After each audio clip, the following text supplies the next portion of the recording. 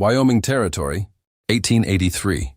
The branding iron had been heating in the coals since dawn. By noon it glowed the angry red of an open wound. 60 men stood in a tight ring around the corral fence at Vance Hollow. Not one looked away from the woman kneeling at its center.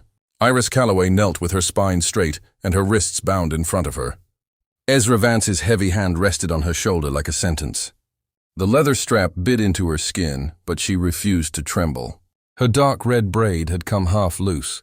Strands stuck to her sweat-damp jaw. She kept her eyes fixed ahead. That straight spine was the only thing left that still belonged to her. 61 men will watch this, Vance announced. Loud enough for the fence line, soft enough for her alone. The debt gets paid the way debts are paid in this territory. The iron hissed in the fire. A young hand tending the coals glanced at Iris, then looked away in shame. Somewhere in the crowd, May Osgood stood frozen with a tray of cold biscuits, refusing to turn her eyes away. Looking away had never saved anyone. Vance crouched, meeting her gaze. You could have avoided this. 6 years and you still haven't learned. I've paid it 100 times over, Iris answered, voice steady. You just keep changing the number. He tightened his grip. A man called for the iron. Then hooves sounded from the north tree line. Silas Rainey rode in at a calm walk, letting the sound of his horse announce him. He dismounted 8 feet from the ring. Long coat the color of storm clouds settling around his boots. A scar ran along his right forearm. His eyes took in the hot iron and the bound woman without surprise. That brand is not going anywhere near her, he said quietly. The words carried. Because a man who has already counted the gun speaks with that kind of calm. Vance didn't move his hand. This is a private debt matter. Silas drew his pistol smoothly, barrel low. The brand goes back in the fire, or I put a bullet through the fire pot. Either way, nobody gets marked today.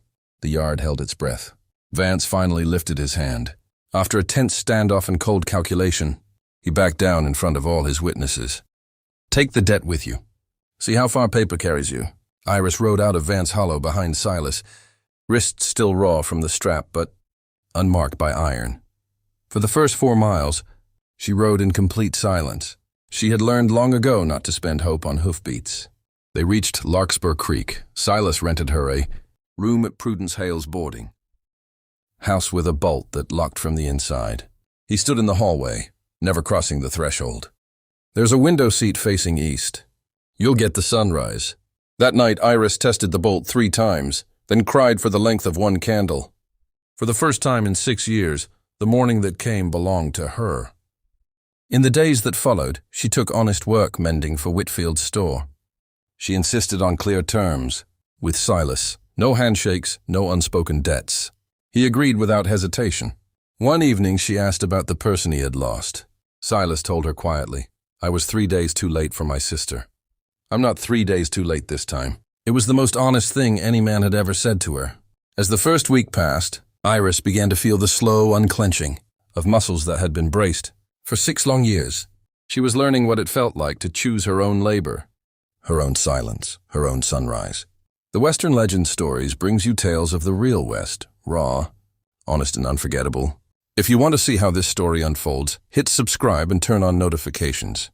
The iron is cooling, but the real fight is just beginning. May Osgood arrived at the boarding house, with road dust on her skirt and a bruise on her cheek. She carried a small bundle, pressed flowers, a faded ribbon and a rusted locket. I kept what I could, she said, so those women wouldn't disappear completely. Inside the locket's story and May's quiet revelations came the truth. Vance's ledger was not a record of debts. It was a purchase book. 6 women before Iris, all converted from labor into ownership through clever paper. Dolly Pierce, Iris's friend, had not fallen from a stolen horse. She had been made an example. Iris's decision came hard and clear. I want that ledger. Retrieving it meant going back into Vance Hollow. Iris knew every creaking floorboard and sticking latch. She and Silas planned carefully. May sketched the house layout. Whitfield's son would wait as lookout. Odell, the man who had bound Iris's wrists that day, came forward with quiet redemption, offering what he knew. On a moonless night, they slipped through the kitchen door. Iris had lifted 1,000 times. The study panel opened. The ledger felt heavy in her hands. As she read by lantern light, the door opened. Thomas Vance, Ezra's son, stood frozen in the doorway. He saw his mother's name. The truth shattered him. He sold her and told me she left. Thomas did not raise the alarm. Take it, I'll testify.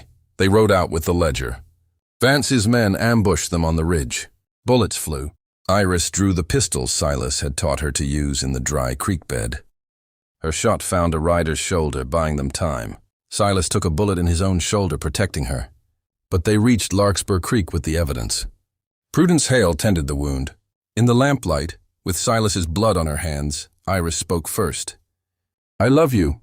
I'm done waiting for men to decide things about my life. Silas laughed through the pain. I've been trying to say it since the ridge.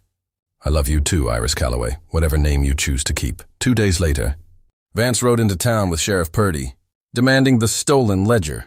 Instead, he faced his own son standing beside Iris on the boarding house porch in front of half the town. The ledger lay open. Names were read aloud.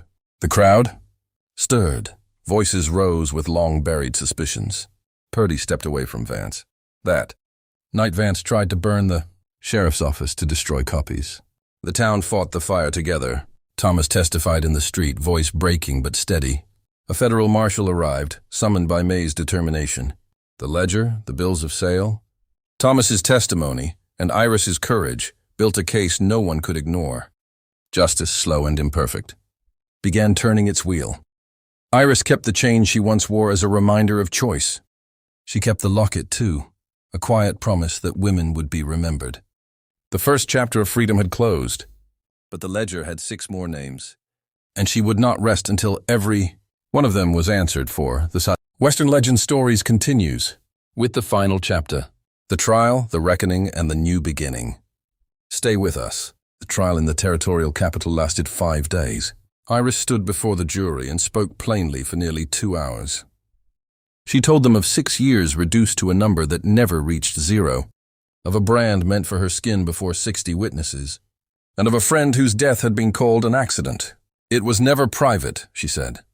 It was simply unwitnessed until it wasn't. Thomas Vance testified for 4 hours, rewriting his childhood in front of strangers. The jury returned guilty verdicts on fraud, forced servitude, and manslaughter for Dolly Pierce. Ezra Vance was taken away in irons. Sheriff Purdy lost his badge and his honor. Iris did not watch the sentencing. She had already spoken everything that needed saying. Back in Larkspur Creek, she read the verdict in a letter from Marshal Coates and folded it away with the chain that had once been her quiet act of defiance. 6 weeks later, she opened an assistance office above the notary, funded by the sale of Vance Hollow's confiscated cattle. The shingle read, Help for Women Under Contract.